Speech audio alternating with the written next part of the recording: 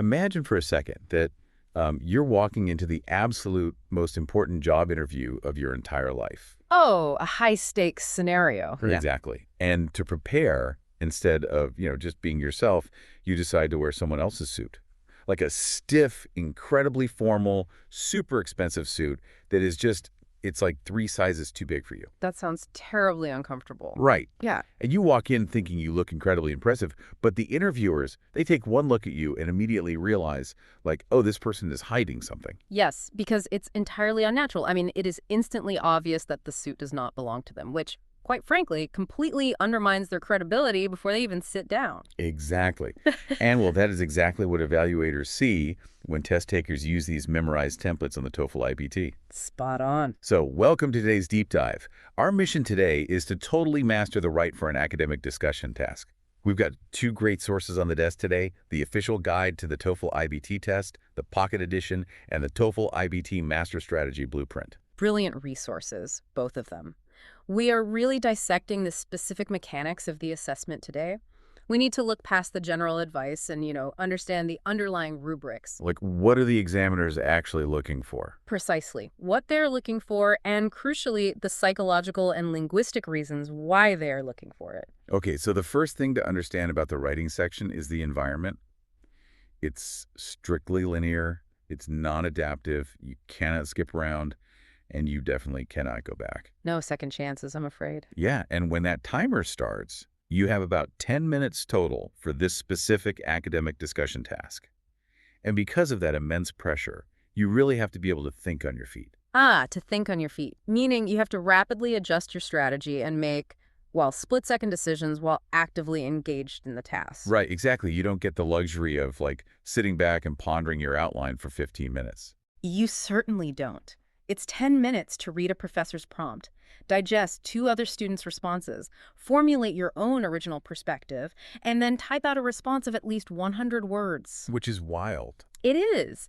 The ability to adapt your thoughts dynamically is not just some supplementary skill here. It is the fundamental requirement for the exercise. But, okay, let me push back right away. Yeah. Because that ticking clock is exactly why students panic. Like, if the timer is at 9 minutes, my heart is pounding, my mind goes completely blank. A memorized template feels like a total lifesaver. I completely understand the temptation, yes. Right. Doesn't a pre-written, perfectly grammatical intro paragraph at least guarantee I don't make some catastrophic grammar mistake? Like, I would way rather sound a little stiff than fail the grammar check entirely. Well, that is a very common assumption, but the official rubrics explicitly penalize that stiffness much more heavily than a minor grammar mistake. Wait, really? The stiffness is worse than bad grammar? Absolutely. The evaluators, the raters scoring these responses, are explicitly trained to hunt for your own authentic voice. They know these are first drafts, written under severe time constraints. Right, they know you're stressed. Exactly. They actively expect and they will completely tolerate minor lexical or grammatical slips from a competent writer. However, text that feels formulaic, imported, or robotic, that is severely punished. Wow. So it's basically a massive red flag. A red flag indeed. Which is, glaring warning sign. When an evaluator reads this incredibly complex, highly rehearsed sentence awkwardly shoved next to a basic, frantic thought, it acts as that red flag. It just screams, hey, I didn't actually write this. It does. Let's look at the specific example provided in the official guide to see how bad this can actually get. Oh yeah, lay it on us. So the guide provides a prompt asking students to discuss the idea of creating a new public holiday. And then it presents an example of a terrible template-based introduction submitted by a test taker. Okay, brace yourselves. It reads, and I quote, "The importance of the issue raised by the posed statement, namely creating a new holiday for people, cannot be underestimated, as it concerns the very fabric of society." The very fabric of society. I know. And it continues.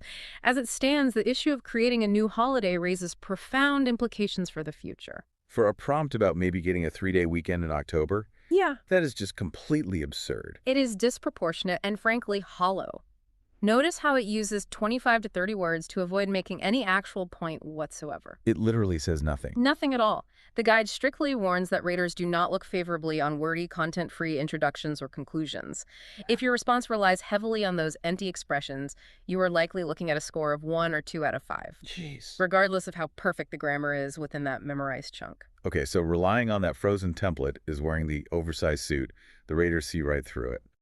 But there is an even worse trap mentioned in the master strategy blueprint. Ah, yes. For students trying to fill up space when they panic, Yep, verbatim transcription. verbatim transcription is absolutely fatal to your score. Break that down for us. What exactly is verbatim transcription? It means writing down the prompt's words exactly, letter for letter. If you simply copy the sequences provided by the professor or the other students, your score drops immediately to a 0. A literal A zero. literal 0. The text states this definitively. Yeah. It is treated as if you have produced no original language whatsoever. Okay, so the safety nets are officially gone. We cannot memorize rigid introduction, and we definitely cannot copy the prompt. We have to walk into the interview wearing our own clothes. Precisely. But if we're writing organically, how do we actually construct a response that satisfies the raters? The sources say we have to build a logical frame. So let's walk through exactly what that looks like. Right. To construct this frame, you must first recognize the architectural requirements of the task.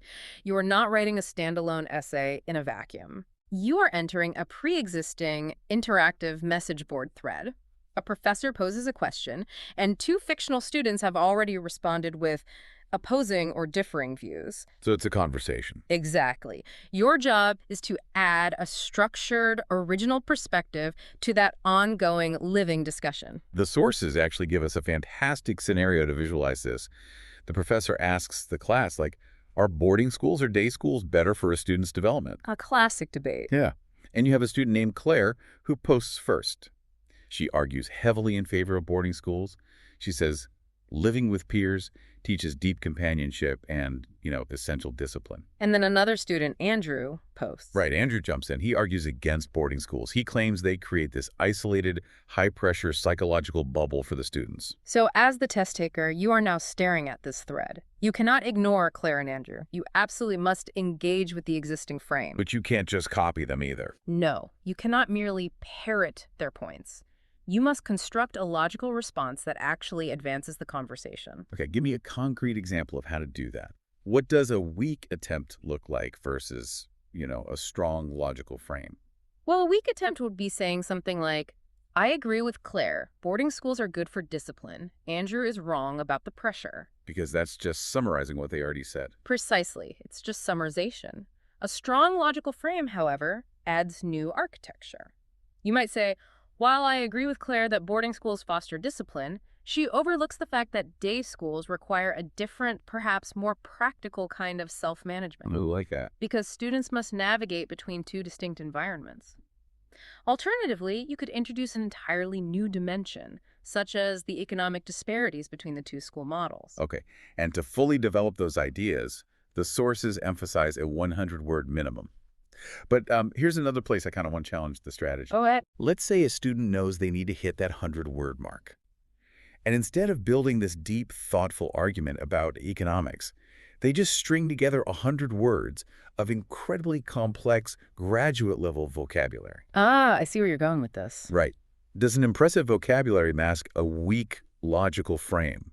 Like, can you just dazzle the raters with big words? The official guide answers that with an absolute definitive no. Dazzle. No, dazzle. Vocabulary never trumps logic. The guide explicitly warns that utilizing a multitude of advanced words and sentences that are poorly connected guarantees a low score. Even if the words are spelled right. Even then, they call these empty ideas.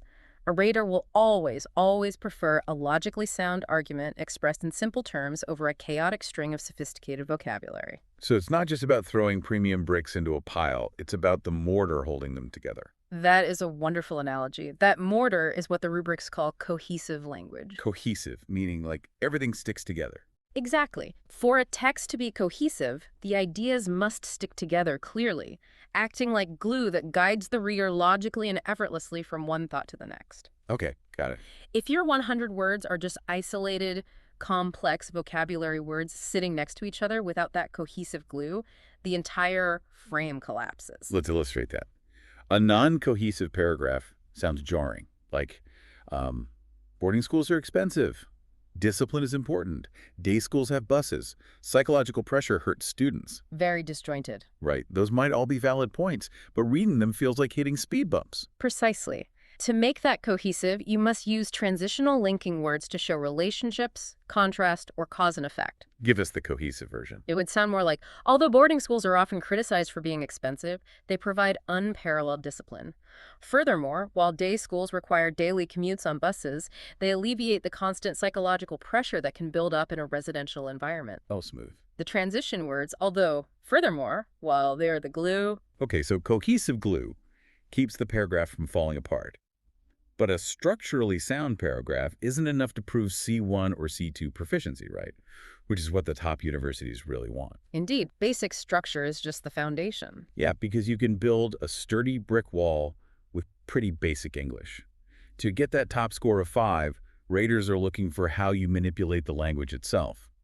Which brings us back to avoiding the plagiarism trap while still, staying on topic. This is where we transition from basic competence to advanced mastery. The master blueprint gives us an incredibly powerful strategy here. It's called semantic paraphrasing. Semantic paraphrasing. Okay, let's break that down. Semantic relates to meaning in language, right? It does. It refers to the inherent meaning. So this strategy requires you to preserve the exact core message of a source text while fundamentally altering its physical expression. See, this is where so many test takers get it wrong. They rely on what I call the mental thesaurus synonym swap. A synonym swap, oh dear. Yeah, they take the professor's sentence, find 1 or 2 words, and just swap them out. Like, if the professor writes, the primary advantage of boarding schools is constant peer interaction, the student just writes, the main benefit of boarding schools is continuous peer communication. Yes, and raters recognize that superficial synonym swapping instantly. Okay. It simply does not demonstrate advanced language control. It's too easy. Way too easy. The master strategy blueprint emphasizes that true semantic paraphrasing requires changing the structural syntax along with the vocabulary words. Wait, structural syntax, you mean the grammar itself? Exactly. You must alter the grammatical framework, the order of the clauses, the part of speech, changing an active verb to a passive one all while maintaining the original semantic truth. Okay, let's use a car analogy to break this down because I love a good car analogy. Let's hear it. So the meaning of the sentence is the engine, the vocabulary, and the grammar. That's just the chassis and the paint job. So that synonym swap we just talked about, changing primary advantage to main benefit, that is literally just painting the car a different color. It's the exact same sedan. Just with a fresh coat of paint. Exactly. True semantic paraphrasing is pulling that V8 engine out and dropping it into a completely different vehicle, like a sleek sports car or a heavy-duty truck. I love that. The horsepower remains identical, but the exterior structure is entirely unrecognizable. Taking your previous example, the primary advantage of boarding schools is constant peer interaction. How do we put that engine in a new car? A structural semantic paraphrase might turn that into a passive-dependent clause, something like, being constantly surrounded by peers is frequently cited as the most significant benefit a boarding school provides. Oh, wow. You have changed a simple noun statement into a complex gerund phrase. You completely rebuilt the vehicle. And that actually naturally leads us to the second advanced strategy the raters look for to award that perfect score of 5. It's not just about paraphrasing one sentence. It's about the rhythm of the entire paragraph. Yes, the overall flow. They want to see syntactic variety. Syntactic variety, precisely. The official scoring guide states that a fully successful response demonstrates effective use of a variety of syntactic structures. Meaning using a mix of short, long, and complex sentence structures, right? Exactly. Intentionally utilizing a diverse mix of sentence types, lengths, and complexities so that your writing feels dynamic and natural. Because a lot of test takers, they write like a metronome.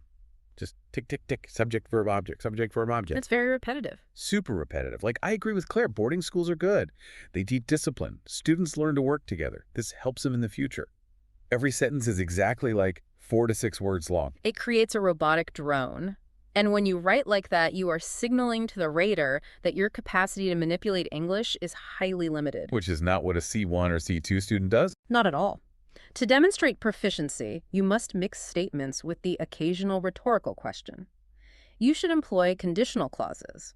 For instance, if students are separated from their parents, they are forced to develop self-reliance. Mix it up. Yes, you must intentionally balance short, punchy sentences with longer, multi-clause structures. It's exactly like music. Right. Like, if every note is the exact same length and volume, you put the audience to sleep. But if you have this flurry of short, quick notes followed by a long, sustained chord, you have a symphony. A symphony indeed. Let's build a symphony out of that robotic boarding school paragraph. Let's give it a try. Instead of the metronome, you could write, I find myself largely agreeing with Claire's assessment. Nice short opener. Then, while the financial burden of boarding schools is undeniable, the environment they create forces students to develop a rigorous sense of self-discipline. A complex, contrasting sentence with while. Then we add a question. How else can a teenager learn to manage their time without parental oversight? Breaks up the rhythm perfectly. And we finish strong. By living with their peers, students not only form deep emotional bonds, but they also organically develop the interpersonal conflict resolution skills that are essential for future professional success. That is fantastic. When you mix your syntax like that, you are proving to the rater that you aren't just surviving the test. You have total control over the English language. And that is precisely what separates a competent score of 3 from a master-level score of 5. A 3 shows you have adequate vocabulary and can convey a basic thought. A 5 shows you have the syntactic variety to formulate thoughts with precision, convey subtle shades of meaning, and deliver it all with an organic, engaging flow. Man, we have covered some serious ground today looking at the exact mechanics of what works and what completely fails. Let's pull this all together for the ultimate wrap-up. We need to give you the bottom line. The absolute core takeaway. Right, the bottom line, the most important fundamental point from all these different strategies. The bottom line really requires a complete paradigm shift in how you view this exam. You must stop viewing the write for an academic discussion task as a test of your ability to memorize and regurgitate perfect phrasing. Drop the act, basically. Exactly. Instead, view it as an opportunity to participate in a genuine intellectual dialogue. Throw away that oversized, stiff suit. Ditch the rigid, frozen templates like the very fabric of society. They don't fit the prompts, they don't fit you, and they actively destroy your score. They do. Instead, build a cohesive, logical frame.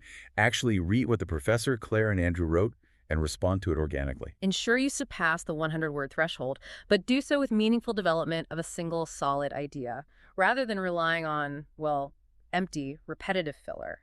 And always use transitional words to act as the cohesive glue that binds your argument together. And elevate that language. Rebuild the engine using semantic paraphrasing so you don't fall into the verbatim transcription trap. Conduct the symphony by using syntactic variety. Give them short, punchy thoughts. Give them long, sweeping conditionals. Let the raters hear your authentic voice. Remember, they know it's a time test. Minor typos are totally fine. They're looking for a strong first draft, not a robotic, flawless publication. If you can internalize these specific mechanics, if you can abandon the fear that drives students toward verbatim copying and embrace the power of varied organic expression, you are absolutely ready to knock it out of the park. To do an absolutely amazing job. Exactly. You will be positioned to be incredibly successful on test day and secure the score you need. You are absolutely going to knock it out of the park. But before we sign off, I actually want to leave you with one final provocative thought. Oh, I love these. Something to really mull over as you prepare for your test date. We've spent this entire deep dive talking about how raters value an authentic voiceover, robotic perfection, right? Yeah. And how you need to manipulate syntax naturally. Yes, the core philosophy of the assessment is demonstrating natural fluency under pressure. Well, earlier in the official guide, when discussing a totally different writing task, there was an example about a student writing a review of a campus food truck. Nice. They were talking about the prices, the international menu options, whether the chicken tikka wrap was a little too spicy, just totally normal, everyday stuff. A very standard, mundane, communicative task. It lacks the gravity of discussing the psychological impacts of boarding schools. Exactly. It lacks the gravity, which means it lacks the stress. Ah, I see. So here's the thought. What if the ultimate secret weapon for acing this high-stakes, highly academic exam isn't drilling flashcards or reading dense philosophy essays? What if the best possible preparation is practicing free writing, your genuine, honest opinions on everyday, mundane topics? That is an incredibly practical insight. The affective filter, the psychological barrier created by anxiety, it causes students' language to stiffen.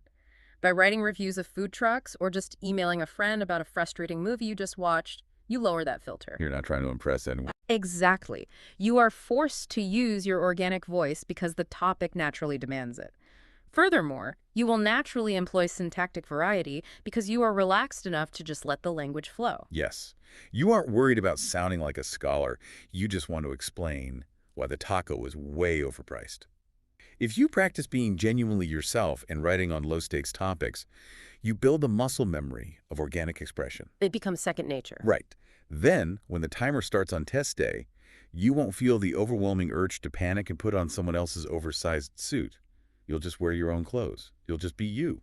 And you, writing clearly and logically, is exactly who the raters want to give a top score to. Trust your own voice and practice using it every single day, regardless of how trivial the topic may seem. The mechanics of good writing apply universally. Well said. That's all for today's deep dive. Get out there, ditch the templates, find your rhythm, and let the evaluators hear what you really have to say. Good luck.